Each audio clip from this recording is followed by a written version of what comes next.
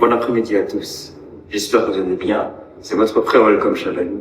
Je suis ici pour vous partager un thème assez particulier de notre programme Ephata, qui a pour thème ciel ouvert. Je suis dans Marc, le chapitre 7, verset 31, verset 34. La Bible déclare: on lui amena un sourd qui avait du mal à parler, et on lui pria de lui imposer les mains. Jésus l'emmena seul avec lui, loin de la foule. Après avoir posé ses doigts sur les oreilles du malade, il les élucta de salive et lui toucha la langue. Alors il leva les yeux au ciel, poussa un soupir et dit Ephata, ce qui signifie ouvre-toi. Il y a quelque chose qui se passe ici, c'est que on lui amena. C'est qu'il y a des personnes qui peuvent t'emmener vers Jésus pour que ton ciel soit ouvert. Voilà pourquoi c'est que ce programme a pour but d'abord de t'emmener vers Jésus. Et ce programme est là pour t'apporter quelque chose de nouveau dans ta vie. Voilà pourquoi le thème, mon sous-thème, c'est pourquoi vivre sous un ciel ouvert. Pourquoi vivre sous un ciel ouvert? Parce que, étant païen, le ciel ouvert de Jésus a impacté le nôtre. Et étant donné que Jésus vivait sur terre, marchant sous un ciel ouvert, c'est qu'il a eu plus de possibilités à manifester le royaume des cieux sur terre. Vivre sous un ciel ouvert, c'est aussi rester en contact permanent avec les résonances du royaume. Une personne qui a un ciel ouvert peut aussi ouvrir celle de l'autre. Et lorsque le ciel est ouvert, c'est que le ciel a cette capacité à nous ôter le voile. Et lorsque nous voyons dans Matthieu, le chapitre 27, du verset 50 au verset 55, on va un peu le lire à l'endroit. Elle le déclare: à ce moment, Jésus poussa de nouveau un grand cri et rendit l'esprit. Et voici qu'au moment instant, les rideaux du temple se déchirent en deux. De haut en bas, la terre trembla, les rochers s'effondirent, les tombes s'ouvrirent, et les corps de beaucoup d'hommes fidèles à Dieu qui étaient morts ressuscitèrent.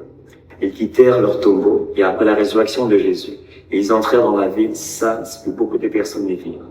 En voyant le tremblement des terres et tout ce qui se passait, l'officier romain et les soldats qui gardaient Jésus furent saisis d'épouvante et dirent: cet homme était vraiment le Fils de Dieu. Et quelque chose qui se passe ici, c'est que lorsque Jésus rend son esprit, c'est qu'il y a des tremblements des terres, il y a des rochers qui sont en train d'être qui fondirent. Et la Bible nous dit ici, c'est que après que Jésus ait rendu l'esprit, il y a diverses manifestations. Voilà pourquoi j'aimerais dire que lorsque le ciel de Jésus est ouvert, il y a une pleine manifestation du royaume qui se fait. Voilà pourquoi j'aimerais dire encore, redire à une personne, c'est que le ciel réagit à la mouvance de l'esprit. Et il y a eu cette réaction du ciel parce que l'Esprit de Dieu a été rendu.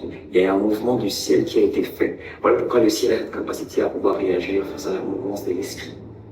Et lorsqu'on parle de la mouvance de l'esprit, on voit cette attitude de l'esprit à pouvoir se mouvoir tout au long de ta vie ou dans un environnement propice. Nous voyons à l'église, dans une communauté bien précise. Il y a cette mouvance de l'esprit qui vient et qui apporte un certain plus. C'est pour ça que le ciel réagit face au mouvement de l'esprit, parce qu'il y a des choses qui peuvent apparaître sur terre, parce que l'esprit est en train de se mouvoir et le ciel est en train de prendre acte. Et maintenant, comment faire maintenant pour avoir un esprit en mouvement?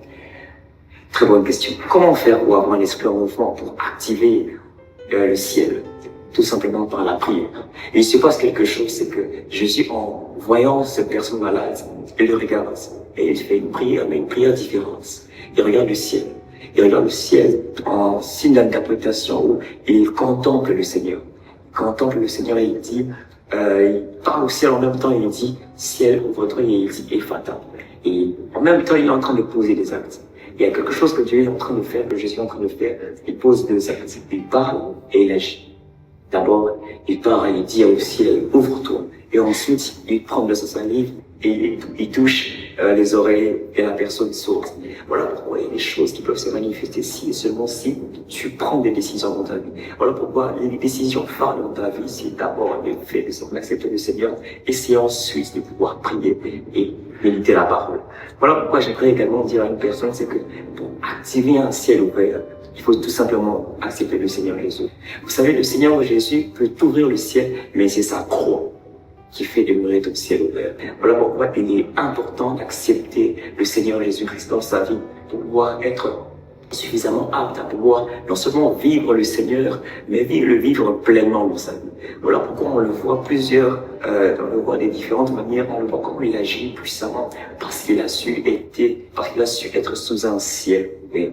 Et il y a eu plusieurs manifestations de l'Esprit qui ont suivi. Alors j'aimerais parler à une personne. J'aimerais dire à une personne, c'est que lorsque ton esprit est en mouvement, c'est-à-dire que lorsque tu pries, tu as plus de capacité à être en contact avec le Seigneur. Lorsque ton esprit est en mouvement, c'est-à-dire que lorsque tu pries, tu as plus de résonance, à pouvoir où tu as l'adaptabilité à pouvoir entendre le ciel ou entendre le Seigneur te parler. Voilà pourquoi, lorsque le Seigneur s'est sacrifié à la croix, il a dit, tout est accompli.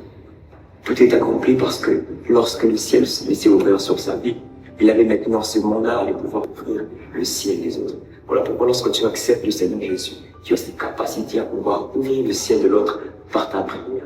Voilà pourquoi lorsque nous prions pour les âmes reviennent à Jésus. Pourquoi? Parce que nous avons cette capacité et ce mandat reçu par le Seigneur de pouvoir ouvrir le ciel des autres par la prière.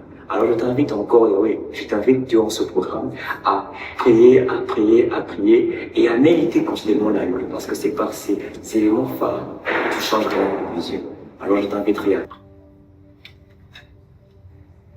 Père, nous te bénissons infiniment pour ce temps. On te remet encore la vie de mon frère et ma soeur entre tes mains. Je prie afin que ta grâce touche la personne. Je prie afin que Dieu, tu l'aides à prier. Je prie afin que tu aies plus de soif pour la prière. Je prie afin que tu capacites cette personne à pouvoir te chercher, à pouvoir te vivre sur toi. Je prie, Père, que son ciel reste ouvert par la croix, oh Dieu. Je prie, oh Dieu, que son ciel, oh Dieu, demeure ouvert par ton sacrifice. Et que cela soit fait au nom de Jésus.